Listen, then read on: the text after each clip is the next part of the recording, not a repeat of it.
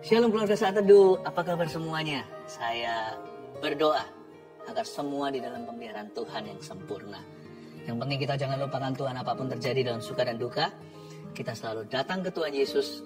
Oleh karena itu semua orang yang Saat Teduh bersama hari ini, saya tahu Anda semua rindu masuk hadirat Allah dan berjumpa dengan Tuhan secara pribadi. Saya bacakan kesaksian-kesaksian orang yang telah mengalami Tuhan supaya Anda dikuatkan. Demas Ken, Shalom Pastor dan tim. Saya mau bersaksi bahwa pada tanggal 8 Juni, pada saat teduh bersama dengan tema baptisan Roh Kudus, akhirnya saya dibaptis Roh Kudus dengan tanda berbahasa lidah untuk pertama kalinya.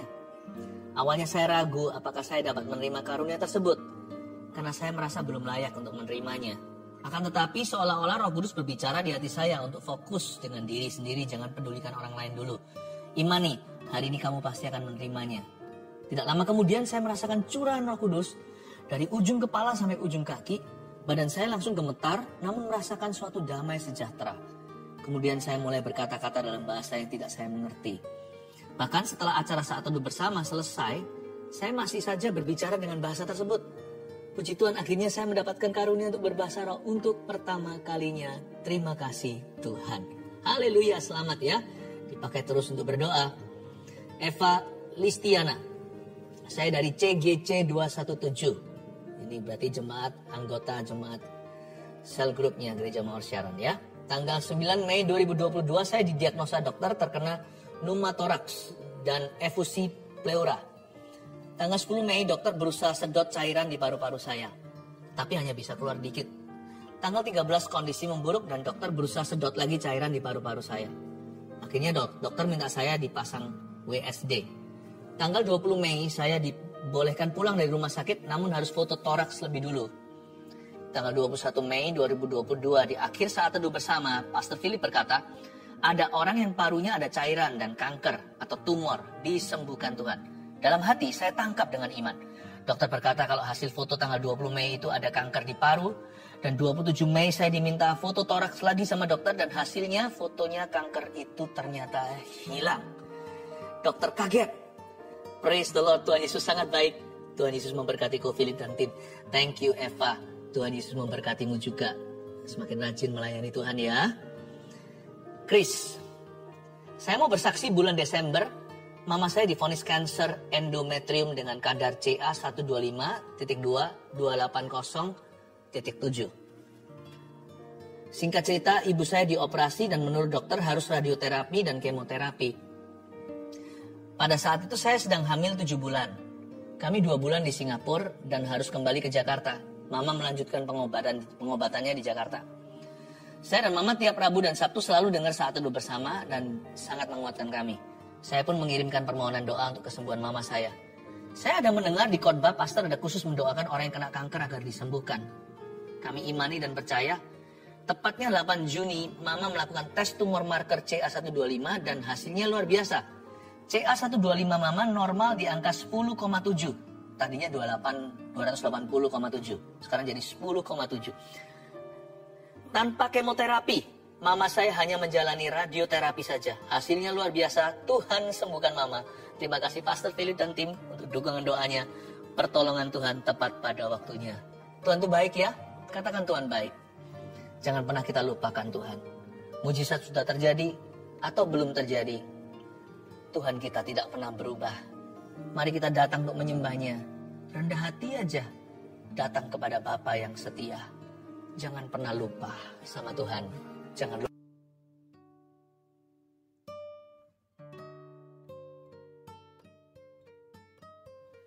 Selamat malam semua. Apa kabar? Shalom, shalom.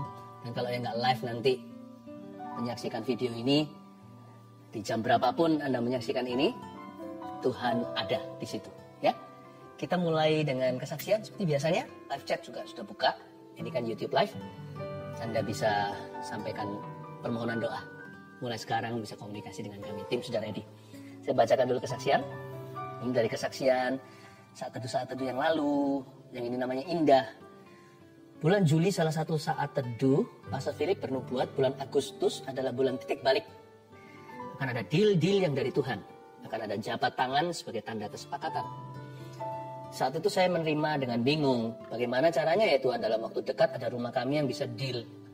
Usaha suami saya di dunia properti pengembang. Dan saya adalah agen properti. Akhir Juli kira-kira tanggal 28. Ada deal harga dan kami diberi DP salah satu rumah kami. Dan tepat bulan Agustus tanggal 6 kami ada jabat tangan di notaris. Transaksi jual beli. Seperti yang dinubuatkan Pastor Philip. Kemudian Pastor Philip doa minta perpanjangan waktu sampai bulan September. Dan benar-benar luar biasa Tuhan itu. Di akhir September kami deal harga lagi satu rumah yang lebih kecil. Dan tanggal 12 Oktober kemarin kami jabat tangan sekali lagi di notaris untuk pelunasan rumah. Padahal rumah ini sudah 3 tahun nggak bisa dijual. 3 tahun belum bisa terjual, tapi justru di saat pandemi malah bisa terjual dan cash lagi pembelinya. Dahsyat. Sungguh bersyukur buat apa yang Tuhan berikan kepada kami. Puji Tuhan. Saya senang sekali mendengarkan orang yang bersyukur ya, Tuhan itu baik. Yang ini kesaksian dari tim live chat, tim doanya. Jadi yang melayani nggak dilupakan ternyata. Give, it will come back to you. Ini agak panjang, kesaksian luar biasa. Kira-kira hampir 1 bulan saya sering gatal-gatal di seluruh badan, rasanya nggak enak. Seperti panas, perih, sampai mau garuk-garuk saja. Puncaknya hari Senin, 12 Oktober, tiba-tiba dilekukan tangan seperti pecah-pecah kering. Lalu mulai mengelupas perih, warna merah dan keluar darah dikit-dikit. Lalu di pergelangan tangan kiri dan semua lengan saya seperti ada kulit mengkerut dan berubah warna jadi coklat seperti kulit kering. Lalu tanggal 14 Oktober saya tugas live chat. Jadi nggak dengerin Ko Philip saat teduh. Tapi saat itu suami saya mengikuti saat teduh bersama Ko Philip. Malam harinya saya sudah tidur. Sama suami saya saat teduhnya diputar ulang lagi.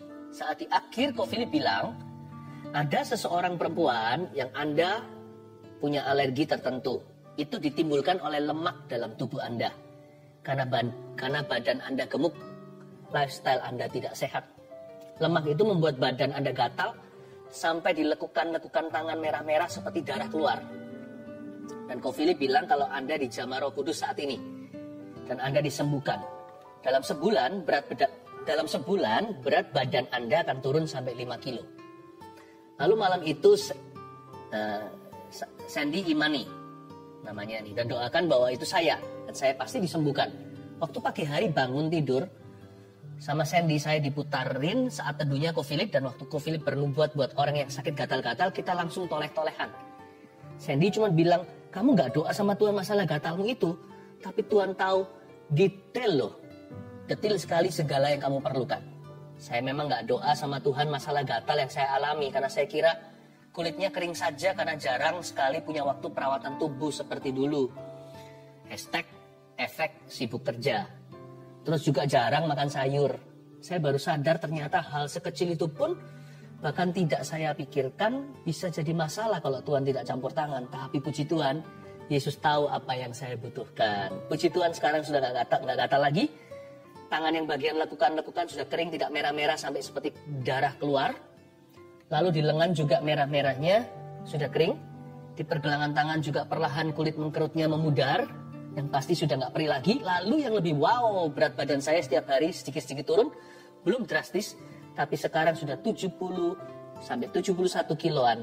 Dari yang sebelumnya 76,4 kilo. Melalui kejadian ini saya belajar bahwa ketika kita belajar hidup sungguh dengan Tuhan, kita nggak usah khawatir tentang apapun. Karena Tuhan sendiri yang turun tangan, yang cover kita hingga detil-detil hidup kita. Apa yang kita pikirkan, apa yang kita butuhkan, apa yang kita perlukan, bahkan sampai apa yang tidak kita pikirkan, yang tidak dilihat mata, tapi kita perlukan, Dia yang menyediakannya bagi kita. Vina dan Joel. Haleluya. Haleluya, saya terharu. Tuhan itu kerjanya dahsyat, nyata sekali. Hari ini giliranmu. Ayo bawa hati untuk menghadap Tuhan Yesus. Dan Insta Live juga sudah bergabung. Mari kita semua satukan hati, satukan iman, bahwa pengharapan kita yang pupus kepada Tuhan. Mari kita menyembah. Apa yang paling nikmat saat kita bersaat teduh? Yaitu kalau kita berdoa dan membaca firman bersama-sama dengan keluarga. Saya berharap Anda satu keluarga juga sama-sama sudah siap menerima firman Tuhan hari ini. Saya bacakan dulu kesaksian untuk menguatkan Anda sekalian, sehingga berkat Tuhan akan mengalir dengan limpah, bahkan di dalam rumah tangga setiap keluarga saat teduh tercinta. Saya bacakan ya. Herlianti memberi kesaksian begini. Sejak saat saya mulai ikut saat teduh bersama, saya merasakan mujizat Tuhan. Ketika pastor doakan orang yang asma dan infeksi saluran kantung kemih, saya imani. Dan tanpa sadar saya sering kambuh infeksi saluran kantung kemih. Ternyata setelah didoakan pastor, tidak pernah kambuh lagi. Saya percaya Tuhan Yesus sudah sembuhkan saya. Anak saya dulu, kalau dia batuk dan tidak cepat diberi obat, biasanya bisa sampai sesak nafas. Dokter pernah bilang itu asma. Namun sekarang asma itu sudah tidak kambuh lagi. Walaupun anak saya kena batuk, puji Tuhan Yesus, Ia sudah sembuhkan kami. Terima kasih Tuhan, terima kasih Pastor Philip. Tuhan Yesus memberkati pelayanannya. Haleluya. Asma, batuk, sakit apapun, yang ringan maupun berat, dalam Kristus selalu ada harapan ya. Ibu Linda, saya didiagnosa positif COVID-19 di awal Juni 2021. Awalnya, saya tidak merasa gejala apa-apa. Ketika saya konsultasi dengan dokter penyakit dalam, tidak ditemukan tanda-tanda penyakit COVID-19 itu. Dan saturasi saya pun baik-baik saja. Namun rasa takut dan sakit serupa mah itu selalu muncul saat subuh. Sakit sekali rasanya, sampai-sampai saya kesulitan untuk bernafas. Suami saya yang berbeda kepercayaan mulai mendoakan saya dan meminta saya mempercayai keyakinannya. Namun saya menolaknya dan tetap teguh percaya bahwa Tuhan Yesuslah satu-satunya juru selamat. Suatu hari ketika saya menyaksikan saat teduh bersama, Pastor Philip Mantova bernubuat tentang seorang ibu yang minum obat penenang dan obat mah, ibu itu akan sembuh total. Saya dikuatkan dan beriman bahwa hal itu adalah nubuatan untuk saya. Semenjak hari itu, rasa sakit dan kekhawatiran berlebihan itu perlahan-lahan hilang. Dan saya sudah jarang minum obat lagi. Jiwa saya makin dikuatkan, terutama melalui persekutuan dalam CG. CG di sini cell group ya. Banyak orang memiliki masalah jauh lebih pelik dari saya, tapi kami semua dapat tetap saling menguatkan. Saya percaya hanya Tuhanlah andalan saya. Haleluya. Bukan hanya disembuhkan, tapi juga memperoleh komunitas rohani yang saling menunjang. Puji Tuhan ya, saya berdoa juga keluarga saat teduh tidak ada satupun yang yatim piatu rohani. Semua akan menemukannya. Saya percaya Tuhan memberi kita rumah, bukan hanya di sorga, tapi juga di bumi ini, yaitu saudara seiman yang peduli. Elita Siregar, Shalom, saya seorang ibu rumah tangga yang selama 10 tahun dipercayakan Tuhan merawat seorang anak cerebral palsy. Selama 10 tahun itu pula saya terus melanjutkan kuliah, bukan untuk berkarier, melainkan untuk meneliti anak saya. Pada 7 Juli 2021, anak saya meninggal. Saya hampir depresi. Saya merasa semua yang saya lakukan dan harapkan sia-sia dan ingin mati menyusul anak saya. Dalam kedukaan yang dalam tanpa sengaja, tayangan ulang siaran saat teduh bersama tentang bebas dari depresi muncul di YouTube. Saya skip, tapi muncul lagi dan lagi. Tanpa minat saya klik dan menonton tayangan itu. Di luar dugaan, firman yang disampaikan saat itu mengubah sikap hati saya. Saya kembali bangkit karena Tuhan belum selesai dengan saya. Kemudian saya ikut ujian CPNS pada tanggal 25 Desember 2021 dan dinyatakan lulus sebagai dosen di salah satu universitas negeri di Depok, Jawa Barat.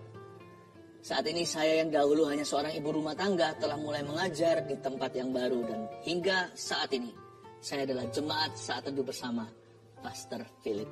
Haleluya. Puji Tuhan ya, saya hatinya berbunga-bunga kalau mendengarkan kesaksian seperti ini. Ingin segera mencium kaki Yesus dan berkata terima kasih, semua adalah karena perbuatanmu. Kalau orang lain ditolong, keluarga kita juga. Mari kita masuk ke hadirat Allah. Come on guys, let's worship Jesus together.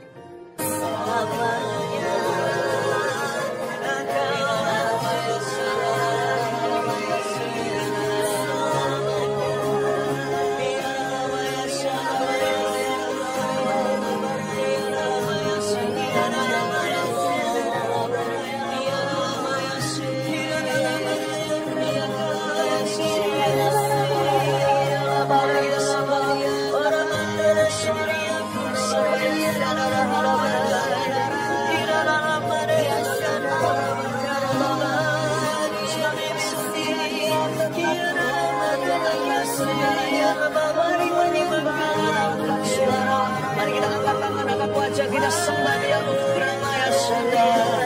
Ida Ramaya Shanda Ramo. Ida Ramaya Shanda Ramo. Ku sembah Engkau Yesus. Oh Ramaya Shanda Ramo. Ku sembah Kau Tuhan. Ida Ramaya Shanda.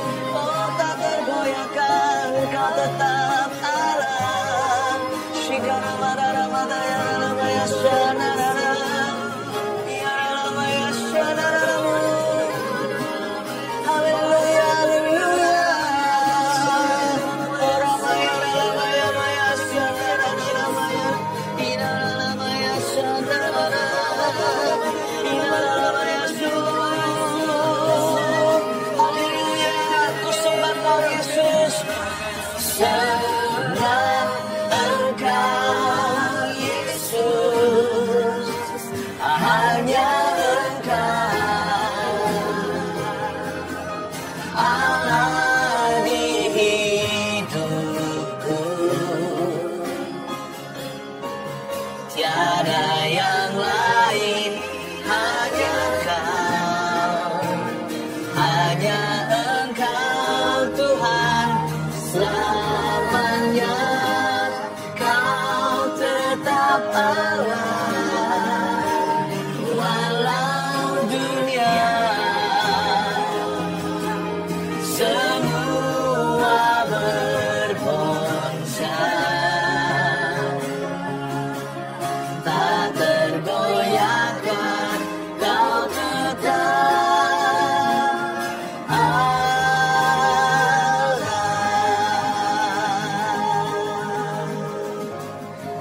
Segala sesuatu boleh goyang dan boleh goncang, satu hal tidak akan berubah, Kau tetap Allah.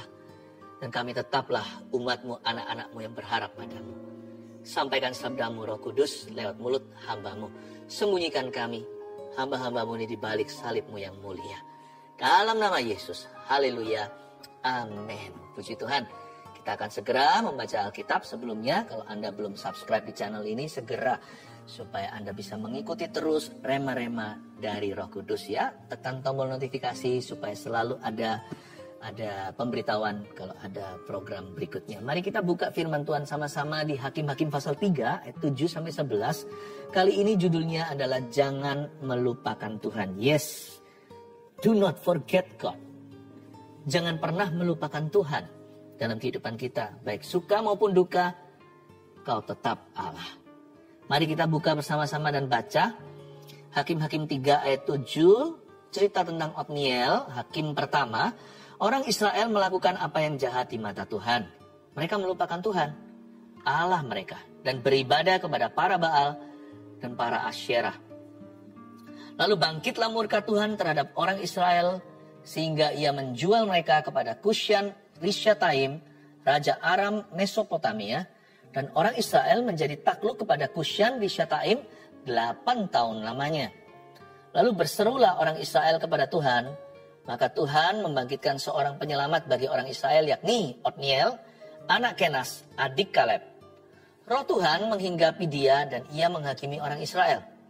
Ia maju berperang, lalu Tuhan menyerahkan Kushan Rishyataim, Raja Aram, ke dalam tangannya, sehingga ia mengalahkan Kushan Rishyataim. Lalu amanlah negeri itu 40 tahun lamanya. Kemudian matilah Otniel, anak Kenas. Jangan melupakan Tuhan. Tahukah Anda, sadarkah bahwa kita itu jangan punya sifat seperti orang dunia yang nikmati dosa, tapi nanti kalau dalam masalah, cari Allah. Kita jangan lupakan Tuhan dalam suka dan duka. Karena kita butuh Tuhan di setiap waktu. Segala musim hidup ini tanpa Tuhan akan menjadi hampa. Sukacita nggak kekal. Semua itu hanya bisa dinikmati sementara. Nanti duka cita jadi depresi yang berlebihan karena kita tidak punya pegangan. Sama Tuhan itu seperti nafas hidup. Jangan pernah berhenti bernafas. Sama Tuhan jangan hentikan. Bersekutu dengan Tuhan setiap waktu, setiap saat. Bukan berarti kita berdoa melulu.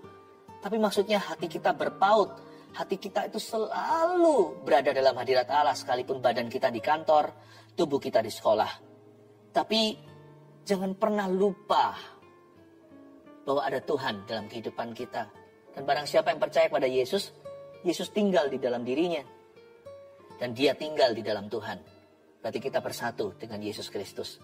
Ya, mari kita sekarang mempelajari satu persatu hikmat atau rema-rema daripada cerita ini apa saja. Ayat 7. Orang Israel melakukan apa yang jahat di mata Tuhan.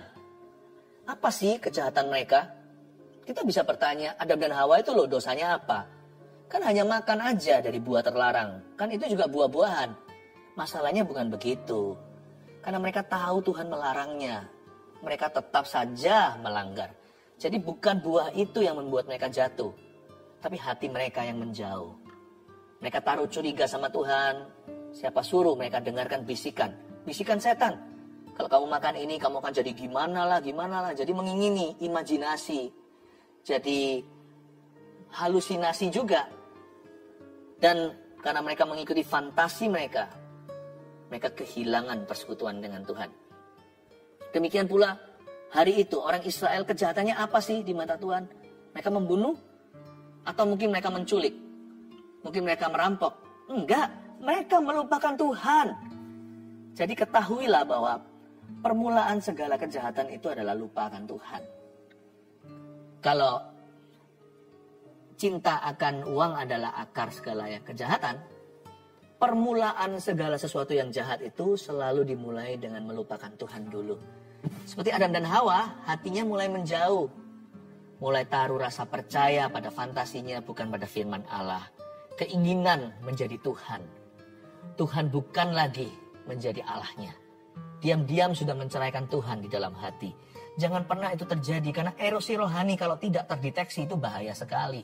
Makanya penting sekali untuk kita itu di-charge lagi saat teduh Rabu, Sabtu, atau saat teduh pribadi setiap hari.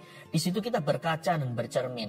Apakah hati kita serong? Tuhan selidiki aku, cobalah aku, lihatlah.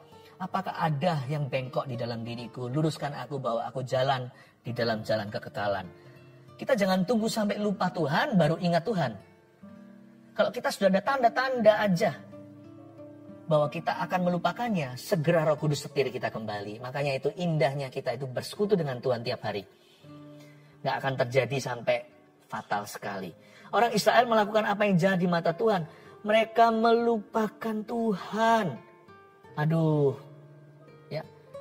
Dan beribadah kepada para Baal dan para Asyerah. Ya pastilah, kalau udah lupa Tuhan, tempat Tuhan pasti diisi dengan sesuatu. Apapun yang mengisi tempat Tuhan dalam hidupmu dan hidupku, itu namanya berhala. Berhala itu nggak tentu patung Baal atau apa. Tapi apa saja, hobi bisa, ya kan? Orang yang kita cintai, atau mungkin aktivitas, keinginan, cita-cita, semua itu adalah berkat Tuhan. Tapi kalau berkat itu menjadi Tuhan, itulah kesalahan. Mereka mulai beribadah kepada para Baal dan para Asyerah. Mereka sudah mulai meninggalkan Tuhan dalam tindakan. Dimulai dengan jauh di hati, lama-lama mulai menjauh di kaki. Orang yang mulai menceraikan Tuhan diam-diam di dalam hatinya, cepat lambat akan menunjukkan lewat perbuatannya. Maka mereka mulai menyembah beribadah kepada para Baal dan para Asyerah, itu adalah berhala beneran. Lalu bangkitlah murka Tuhan terhadap orang Israel. Sehingga ia menjual mereka kepada Kusyan, Rishyataim, Raja Aram Mesopotamia. Dan orang Israel itu menjadi takluk kepada Kusyan, Rishyataim 8 tahun lamanya. Kenapa Tuhan bisa bangkit murkanya? Ya lumrah, bukan Tuhan itu suka marah. Tuhan itu jarang marah. Bahkan kalau marah pun amarahnya sementara saja. Tapi kasih karunia-Nya selama-lamanya. Marah Tuhan itu berhenti sampai pagi. Tapi kasih karunia itu sampai beribu-ribu generasi. Tapi kenapa Tuhan marah? Karena memang namanya cemburu. Sepatutnya kalau suami istri itu pernikahan sehat. Jikalau istrinya tiba-tiba main mata sama mantan. Atau sama pacar baru. Kalau suami nggak cemburu, berarti something wrong with you. Berarti sesuatu yang salah tuh dalam diri pria itu. Ada hal-hal tertentu yang nggak bisa di-sharingkan. Contohnya, pasangan. Kita nggak bisa sharingkan. Tuhan juga tidak bisa sharingkan pasangannya, yaitu umatnya. Tuhan tidak akan izinkan mereka menyembah berhala. Karena itu Tuhan marah, bangkitlah murka Allah. Tuhan berkata, aku nggak mau dimadu. Apa-apaan itu? Kenapa aku kau gantikan dengan Baal, dengan Asyerah, dengan semua tugu berhalamu itu? Tuhan marah. Tentunya Tuhan gak marah langsung menghukum ya. Tuhan pasti memberi mereka peringatan. Perjanjian lama itu penuh dengan utusan nabi-nabi. Utusan nabi-nabi Tuhan kepada umat Tuhan, bangsa Israel, umat pilihan. Tuhan selalu peringatkan. Tapi bukannya didengarkan, mereka malah dianiaya, nabi-nabi itu dibunuh. Sama seperti hari ini. Setiap suara bersih dari Roh Kudus itu gak tentu diterima dengan bagus. Banyak orang menganiayanya, mengucilkannya, paling tidak menepiskannya begitu saja. Tapi jangan pernah salahkan Tuhan kalau Tuhan akhirnya menghukum kita setelah kita diperingatkan berkali-kali. Maka akhirnya Tuhan menjual mereka. Kata menjual itu bukan berarti Tuhan dapat sesuatu, bukan. Tuhan jual mereka. Maksudnya Tuhan begitu muak dengan dosanya, tidak berkenan. Tuhan berkata, ambillah. Kepada Kusyan Rishathaim, Raja Aram Mesopotamia. Mana sih Aram Mesopotamia itu? Itu di Syria Timur, sebelah utara Irak hari ini. Tahu nggak ada satu orang itu berasal dari sana? Yaitu Laban.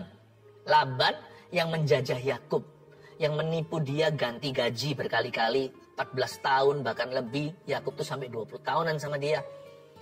Laban itu dari situ. Dan bagi bangsa Israel, apalagi zaman dulu belum ada transportasi teknologi, Aram Mesopotamia adalah musuh yang jauh, seperti pepatah orang Indonesia zaman jajahan dulu.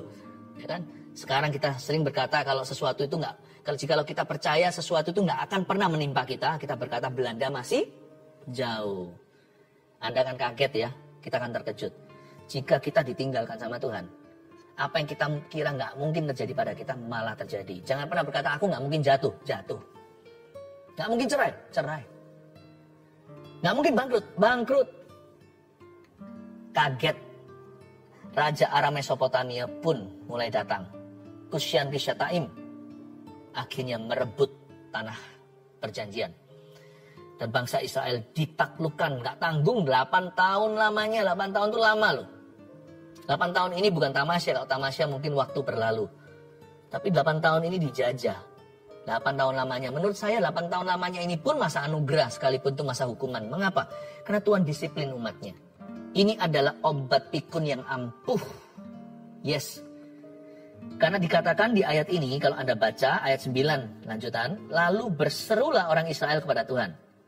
Berhenti di sana dulu 9a sebelum saya tunjukkan pahlawannya. Jadi dari ada kata 8 tahun lamanya, lalu berserulah. Saya ulang, ayat 8 akhir, ayat 9 awal. 8 tahun lamanya, lalu berserulah. Wah, itu penuh dengan hikmat Tuhan di sini. Seringkali Tuhan izinkan kita untuk mengalami sesuatu yang menyakitkan, agar supaya kita disadarkan.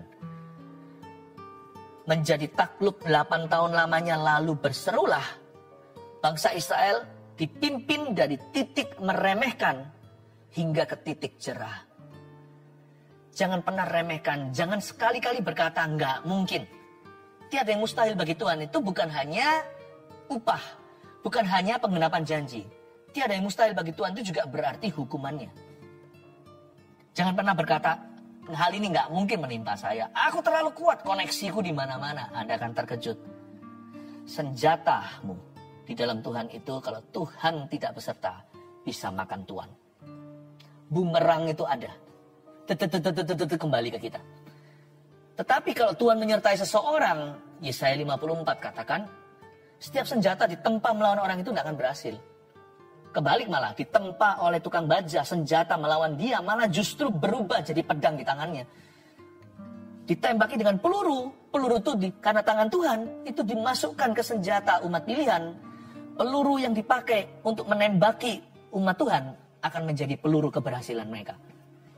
Orang gali lubang untuk menjatuhkanmu, mereka sendiri jatuh di situ, Anda bangun menara di atasnya. Kalau Tuhan beserta dengan tidak, itu perbedaannya bumi dan langit. Jangan pernah kita terlalu yakin, percaya diri, over pede, over percaya diri, over confident. Sampai kita berkata, Tuhan pun tidak bisa menenggelamkan kapal ini. Titanic buktinya. Bukan Tuhan yang menenggelamkan, tapi perbuatan manusia itu semua pasti ada celahnya. Gak ada yang sempurna kecuali Tuhan Allah kita. Jadi jangan pernah kita sok-sokan berkata, even you cannot defeat me. Bahkan engkau pun tidak bisa membuatku bertekuk lutut. Oh, you haven't lived long enough to prove that. Kita belum hidup cukup lama untuk bisa membuktikan bahwa hal itu betul. Tapi kalau Tuhan menyertai kita, jangan katakan Belanda masih jauh. Katakan Tuhan, yang penting Tuhan selalu dekat. Yang penting Tuhan selalu dekat. Jikalau Tuhan di pihak kita, siapakah lawan kita? Itu yang dimaksudkan dengan setelah 8 tahun lamanya lalu berserulah. Oh, Tuhan membuat mereka masuk ke titik cerah dari titik remeh awalnya. Oh, Tuhan memberi mereka obat pikun yang ampuh sehingga mereka mengingat Tuhan lagi ketika mereka dihimpit kesakitan. Lalu berserulah orang Israel kepada Tuhan. Maka Tuhan itu baik ya, selalu maka. Tuhan itu selalu memberi kita solusinya. Maka Tuhan membangkitkan seorang penyelamat bagi orang Israel, yakni Otniel, anak Kenas, adik Kaleb. Kalau Anda baca di kitab Yosua, Kaleb meminta Hebron. Lalu setelah itu nanti yang menaklukkan Hebron adalah kemenakannya. Ya, yang menaklukkan Hebron itu akhirnya jadi menantunya. Maksud saya tentunya Otniel ini orang yang sama. Dan ini adalah orang lama. Otniel ini bukan orang baru. Hakim ke-1. Ini orang lama. Kalau hakim-hakim lain nanti yang terkenal misalnya Gideon dan Simpson itu orang baru kemudian hari.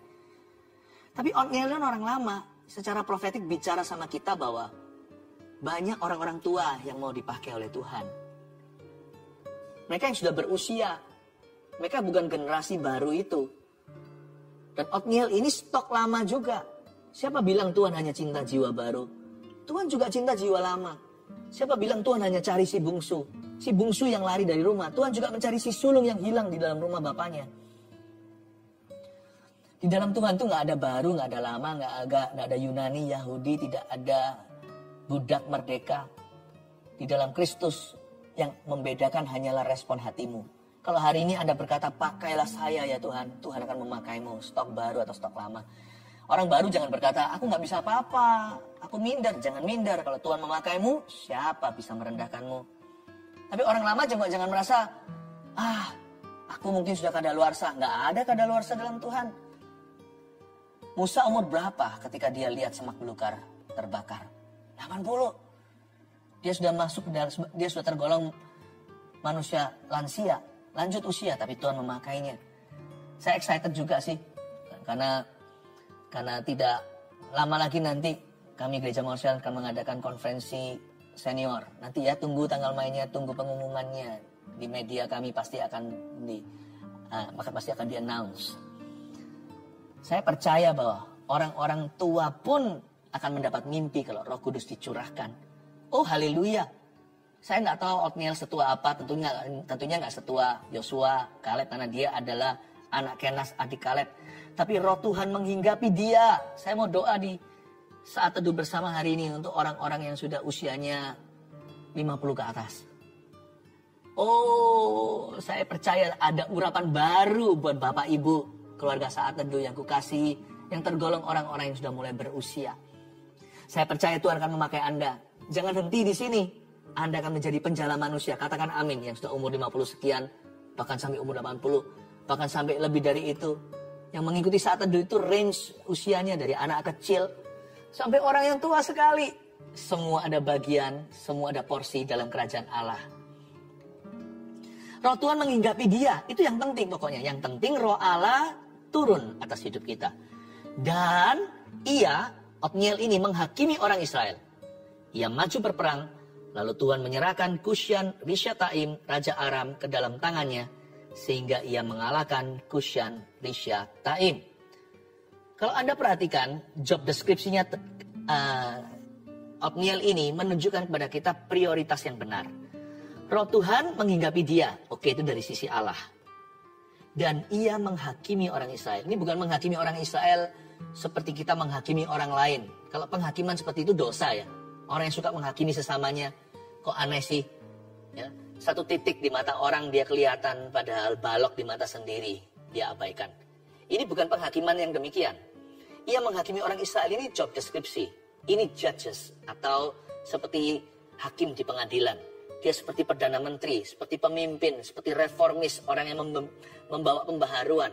Seperti revivalist, orang yang membangkitkan umat Tuhan seperti gembala. Ya.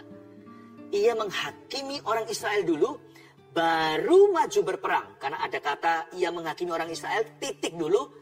Lalu kemudian kalimat berikutnya, ia maju berperang. Betul sekali. Jangan langsung maju berperang. Bereskan dulu apa yang di rumah. Kita itu kepinginnya sih muluk-muluk. Tapi disiplin pribadi aja bolong-bolong. Setia dulu dalam perkara yang kecil, Tuhan berikan perkara yang besar. Setia dalam perkara sederhana, berkat yang rumit pun akan diberikan. Seperti kitab Amsal berkata, selesaikan urusan rumahmu, ladangmu, baru pulang ke rumah. Sebaliknya, maksudnya, always fulfill your personal responsibility. Selalu tanggung jawab pribadimu dulu kau urusi. Jangan urusi orang lain. Karena urusan kita banyak. Nanti ada waktunya kita akan menghakimi orang Israel. Karena kepercayaan. Karena tugas yang kita emban. Karena kepercayaan dari Tuhan. Jadi di sini Othniel itu he judged Israel first before he went out to war. Siapa bisa menguasai momok-momok di dalamnya, orang itu bisa menguasai setan manapun di luarnya. Mari kita masing-masing fokus pada personal responsibility atau duty, tanggung jawab pribadi. Dari situ kita akan bertumbuh. Dan kemudian dia maju berperang dan Tuhan memang menyertainya. Karena Othniel beres di dalam dan beres di rumah. Lalu amanlah negeri itu 40 tahun lamanya. Kemudian matilah Othniel anak Kenas. Karena manusia hanya sementara. Tuhanlah sesungguhnya pembebas kita yang kekal. Lalu amanlah negeri itu 40 tahun lamanya. Coba saya kasih sebuah perbandingan. Tadinya mereka dijajah sama Kusyan Rishathaim, Raja Aram Mesopotamia itu berapa tahun? 8. Tapi waktu mereka aman, berapa tahun Tuhan berikan? 40. Dari sini saya melihat bahwa yang namanya kasih karunia itu bukan lawan seimbangnya murka. Dari Allah yang sama, murka Tuhan hanya 8. Tetapi kasih karunia-Nya 40. 40 banding 8, 8 kali 5 itu 40. Berarti dengan kata lain, murka Tuhan itu selalu diberikan kalau memang Tuhan marah. Tuhan itu nggak melulu marah. Percayalah, seringkali kalau kita percaya Tuhan lagi marah itu kita selalu salah. Tuhan nggak sedang marah, tapi Tuhan sedang masigu, sedang berbelas kasih pada kita. Dia mau menolong kita. Tapi andai kata jikalau memang Tuhan sekali-kali dia marah sama kita pun, itu hanya 20% murka. Our punishment is always lighter than our crime. Dalam Kristus, dalam Tuhan. Yang namanya hukuman kita itu selalu lebih kecil daripada seharusnya. Daripada dosa kita. Hukuman kita itu selalu lebih ringan daripada perbuatan kita. Itu sudah pasti. Dalam hal ini 40 banding 8 itu berarti hanya 20% murka Tuhan itu dicairkan. 80% itu Tuhan peringati, ayo cepat kembali supaya aku bisa ampuni. Tapi sekali orang itu bertobat, limpahnya kasih karunia itu 500%. Ya kan? Harusnya saya punya kesalahan itu segunung. Tuhan hanya kasih saya hukuman sebukit atau sedikit. Bukan berarti supaya saya terus berdosa. Tapi Tuhan itu mencubit kita supaya kita sadar cepat bertobat. Dan sisanya kalau ada sakit-sakit yang lain yang perlu kita tanggung, itu hanyalah konsekuensi yang harus dilalui.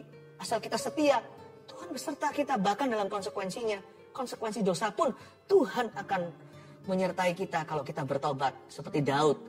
Oh, Daud mengalami pukulan yang besar dalam kerajaan dan keluarganya. Tapi Tuhan menyertai dia hingga Salomo pun keluar dari keturunan Daud dan Batseba. Tuhan itu bisa pulihkan kita. Tapi murka yang Tuhan berikan sekalipun heboh dan hebat. 20% saja, 40 bagi 8. Itu 5 kali ke bawah. Tetapi kalau Tuhan itu kasih kita pengampunan, pemulihan, kasih karunia-Nya itu, dosa kita itu segede itu. Tapi lebih gede, lebih besar, lebih limpah ruah kasih karunia. Di mana dosa bertambah-tambah, kasih karunia berlimpah-limpah. Bandingannya 8 banding 40. 500% kasih karunia diberikan. Hebat bukan? Itu Tuhan. Makanya jangan pernah lupa Tuhan. Ingat kasihnya, ingat kebaikannya, ingat kesetiaannya. Jangan pernah lupa sama Tuhan. Waktu suka jangan lupa, waktu duka jangan lupa. Ada 3 poin yang saya berikan dan sediakan sebagai review kita. Ayo kita summarize atau kita rangkumkan apa yang kita pelajari. Jangan melupakan Tuhan nomor 1. Melupakan Tuhan adalah permulaan hati yang jahat. Seorang laki-laki dalam rumah tangganya sebagai kepala keluarga, kalau dia mulai bolong-bolong berdoa, udah malas-malas ke gereja, sudah tidak niat pelayanan, udah rasa setengah hati gitu sama Tuhan, jangan Anda rasa aman. Hai ibu, hai istri, dan anak-anak Anda harus doakan papa. Karena sekalipun papa belum jahat, belum melakukan sesuatu yang merugikan rumah tangga, keluarga, pernikahan, dan anak-anaknya, kalau dia mulai bisa tinggalkan Tuhan, dia bisa tinggalkan siapa saja setelah itu. Karena siapa bisa meninggalkan Tuhannya, dia akan tinggalkan apapun. Ya. Demikian pula sebaliknya, kalau mama atau istri Anda, ya, kalau sudah mulai lagi suam-suam kuku, udah tidak pernah sungguh-sungguh, itu alarm for you. Itu berarti sebuah alarm dinyalakan. Itu sebuah tanda sirene peringatan untuk kita mulai doakan dan ingatkan. Sebab melupakan Tuhan adalah permulaan hati yang jahat. Kedua, musuh jauh jadi dekat ketika Tuhan meninggalkan kita. Itu yang saya sebut sebagai Belanda masih jauh tadi. Musuh jauh jadi dekat jika Tuhan tinggalkan kita. Jangan cobai Tuhan. Jangan tunggu sampai yang jauh mendekat. Laban kembali. Mesopotamia jauh. Apalagi di daerah sana kan. Aram sana. Itu tidak mungkin ditempuh. Terlalu banyak padang gurunnya. I'm safe. Aku dengan hartaku ini, aku akan nanti nikmati pensiun dini. Hai orang kaya yang bodoh, kata Yesus dalam perumpamannya. Tidakkah kau tahu nyawamu hari ini malam ini akan tercabut? Padahal healthy, sehat, dokter-dokter wahid, tidur, tidak bangun lagi pagi hari. Pagi hari bangun sudah biru. Cerita-cerita seperti itu sedih sekali, tapi kita pernah dengar di masyarakat. Bagi Tuhan tiada yang mustahil, termasuk dalam hukuman. Do not put God to the test. Jangan mencobai Tuhan. Musuh jauh jadi dekat kalau Tuhan meninggalkan kita. Tapi musuh dekat pun tidak bisa apa-apa kalau Tuhan beserta. Malah justru musuh orang itu akan didamaikan dengan dia jikalau jalan orang itu berkenan kepada Allah. Haleluya, Allah kita dahsyat. Yang ketiga, kasih karunia Tuhan melimpah atas orang yang bertobat. 500% kasih karunia, hanya 20% hukuman. Betapa tidak adilnya Tuhan. Tidak adil dalam maksud baik. Tidak adil di sini dalam konteks yang benar. Makanya itu jangan dikit-dikit sama Tuhan itu minta keadilan. Mana Tuhan keadilan untuk aku? Nggak adil. Mau adil? Oke. 500% hukumanmu, 20% pengampunan. Coba gimana kita bayarnya? Algojo akan menyiksa kita sampai lunaskan hutang piutang. Jangan pernah menuntut keadilan dari Tuhan. Lakukan saja kebenaran. Tuhan tahu bagaimana adil kok. Tuhan tidak pernah berubah. Tuhan tidak pernah turun pangkat. Tuhan kita tetap sama. Jikalau semua tergoyangkan, Dia tetap adalah Allah. Allah yang adil, Allah yang benar, Allah yang maha kasih untuk kita. Apa aja 3 poin tadi? Jangan melupakan Tuhan. 1, melupakan Tuhan adalah permulaan hati yang jahat. Hati-hati ya. Dicek kolesterol rohaninya. 2, musuh jauh jadi dekat ketika Tuhan meninggalkan kita. Jangan sampai Tuhan meninggalkan kita. Katakan seperti Daud, don't take your Holy Spirit from me. Jangan ambil rohmu daripadaku. Jangan buang aku dari hadiratmu. 3, kasih karunia Tuhan melimpah atas orang yang bertobat. Saya sebut ini the 500% grace. Kasih karunia 500% itu. How good is our God? Betapa baiknya Dia. Musik mainkan dengan lembut. Saya merasa tergerak dan terdorong. Orang-orang yang sudah mulai jauh, Anda suam-suam kuku. Termasuk mereka yang sudah menganggap, sudah sadar bahwa jalan yang ditempuh ini salah. Dan mulai masuk ke dalam kategori murtad dari Tuhan. atau meninggalkan Tuhan Yesus. Saya nggak bicara tentang roh agamawi, tapi saya bicara soal hubungan, bukan status agama saja. Tapi saya bicara tentang sesuatu yang mendalam dalam hati. Kalau Anda tahu, Anda sudah menjual Tuhan Yesus. Dan tidak semuanya tentunya, sebagian besar malahan sudah bergeser perlahan-lahan. Udah mulai jauh di hati menceraikan Tuhan diam-diam. Udahlah, bayangkan apa yang kau lakukan dulu. Bandingkan diri dengan diri sendiri. Kau sudah berubah. Kata Roh Kudus, kau sudah berubah. Lihatlah, kau sudah suam-suam kuku, tidak dingin, tidak panas. Jangan-jangan nanti kau dimuntahkan dari mulut Allah. Kalau ada orang-orang seperti itu, kalau saya mengucapkan gini, pasti kalau itu Anda pasti merasa Roh Kudus itu dekat. Nggak mungkin kalau saya bilang begini, tidak akan sampai ke hati orang yang sesungguhnya mengalami. Karena Roh Kudus akan bawa kata-kata ini dan mengetuk pintumu dan berkata, it is you. Yes, it's you. Kalau itu Anda, Tuhan itu limpah ruah. Bayangkan ketika bangsa Israel salah, dikasih hukuman 8 tahun. Tapi ketika mereka bertobat setelahnya, dikasih 40 tahun masa damai. Coba bayangkan Tuhan kita itu bagaimana mengasihimu. Kalau itu Anda, letakkan tangan di dada seperti ini. 2 tangan sekalian. Jangan 50% setengah-setengah dengan Tuhan. Kembalilah. Kita nyanyikan lagu ini sekali lagi biar Tuhan melawatmu ya. Kita tidak usah doa gimana atau apa. Anda sudah tahu kok, udah kenal Tuhan. Ini bagi orang yang mundur ya kan. Anda letakkan tangan dua-dua di hatimu seperti ini. Kita nyanyikan ku takkan lupa. Jangan lupakan Tuhan lagi. Kembalilah. Ku takkan lupa kasih-Nya. Ku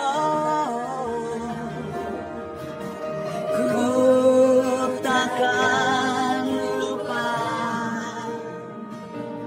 anugerah-Nya.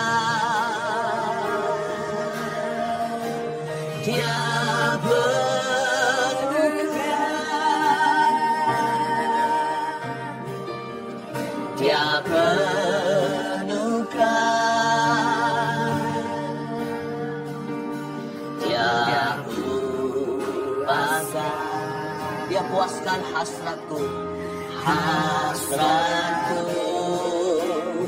Ku takkan lupa, ku takkan lupa. Ku takkan lupa. Bertobatlah saudaraku yang terkasih. Kembalilah kepadanya. Jangan mundur atau murtad lagi. Kembali. Ku takkan lupa anugerah-Nya. Dia akan memenuhkan 500% kasih karunia itu atasmu. Dia penuhkan, Dia mengampunimu, Dia memulihkanmu. Dia penuhkan,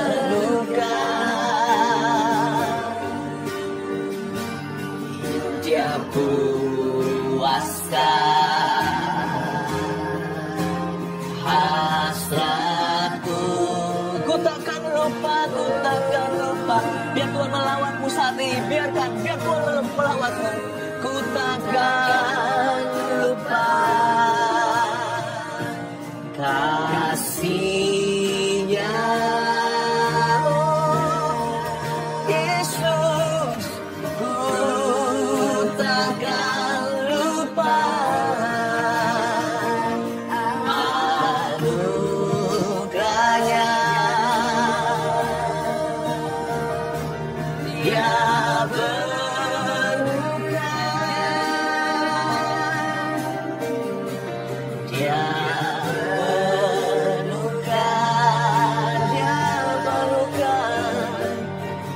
Dia puaskan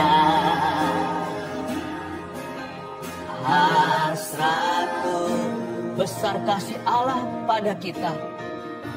Keluarga Saat Teduh tercipta. Besar kasih Allah pada kita. Besar kasih Allah pada kita, pada Anda dan saya. besar kasih Allah pada kita. Oh, betapa besarnya kasih-Mu Tuhan. Besar kasih Allah pada kita. Dengarkan suara Tuhan. Roh Kudus mengucap begini, I have forgiven you. Kristus telah mengampunimu. Sekali lagi saya ulangi, ada banyak orang yang rindu mendengarkannya dan butuh dengar ini. Aku sudah mengampunimu, kata Tuhan Yesus. I have forgiven you. Terima kasih Tuhan. Sekarang saya juga tergerak untuk mendoakan orang-orang 50 tahun ke atas yang mau dipakai Tuhan, yang rindu urapan yang baru. Anda ulurkan tangan ke depan seperti ini. Yes. Jangan diturunkan, tetap ulurkan. Terimalah urapan yang baru. Urama kaya shana namata kapaya shana namata kaya ralapata kapaya. Tetap diulurkan. Ada urapan kan masuk ke tanganmu itu. Ina maramata kaya shana namata kamaya maramata kamaya shana namata kamaram. Terima urapan yang baru yang umur 50 ke atas. Yang berkata, pakailah aku Tuhan. Tuhan dengarkan. Doa begitu, doa demikian. Receive His anointing. Terimalah urapannya. Dalam nama Yesus Kristus. Mari sekarang kita semua mengulurkan tangan untuk permohonan doa yang ada di tangan Tuhan. Hamba berdoa, Tuhan nyata atas setiap pergumulan. I speak your blessing and miracles. Kuucapkan, deklarasikan, ya Tuhan, mujizat yang dari Tuhan. Di dalam nama Yesus Kristus. Letakkan tanganmu. Ada satu orang yang kena kanker otak stadium berapa, bukan lagi stadium berapa. Dari situ menyebar sudah. Meskipun bukan belum di stage terakhir. Tapi Tuhan berkata kankermu itu kering saat ini juga yang di otak dan penyebarannya. CA-mu akan rendah. Setelah ini akan dites ulang dan dilihat semuanya. Ternyata Anda akan sembuh. Satu lagi nanti akan ada tenaga satu lagi dokter yang akan kaget terkejut melihat bahwa mujizat terjadi di mejanya. Tuhan Yesus memberkatimu. Di dalam nama Yesus aku tangking kanker itu di dalam nama Yesus Kristus. Terima kasih Tuhan, aku berkati ginjal seseorang. Ginjal seseorang yang sudah mulai turun fungsinya. Kembali sekarang. Tiba-tiba berbalik arah itu ginjal hidup kembali. Tuhan bangkitkan dari kuburan di dalam badan. Dalam nama Yesus, I bless your kidney. Tidak akan melalui meja operasi. Tuhan Yesus menyembuhkan Anda sekarang di dalam nama Yesus Kristus. Mari kita semua mengangkat tangan untuk menerima berkat Tuhan sebelum kita akhiri saat teduh hari ini. Terima kasih Tuhan Yesus untuk berkat-Mu. Kami tidak akan lupa sama Tuhan. Bantu kami tidak pernah melupakan-Mu Tuhan. Engkau baik, Engkau selalu baik, Engkau ada, Engkau selalu ada. Berkat Allah Bapa, Allah Putra, Allah Roh Kudus menyertai keluarga saat teduh tercinta. Dalam nama Yesus Kristus yang percaya katakan, amin. Welcome di saat teduh yang sudah dinanti-nantikan semua orang. Hari ini kita mau masuk hadirat Tuhan, minta Tuhan menguji hati kita. Sehingga hati kita senantiasa dibersihkannya. Sebelumnya saya bacakan kesaksian terlebih dahulu untuk menguatkan iman setiap orang yang berkumpul dengan sesuatu. Yang ini dari Jasmine di New York. Shalom Pastor Philip dan tim. Saya tinggal di New York hampir 10 tahun bersama keluarga. Di sini saya pelajar dan mengambil sekolah kedokteran. 2 tahun terakhir ini adalah masa yang sangat sulit untuk saya karena nilai ujian screening untuk masuk sekolah kurang baik.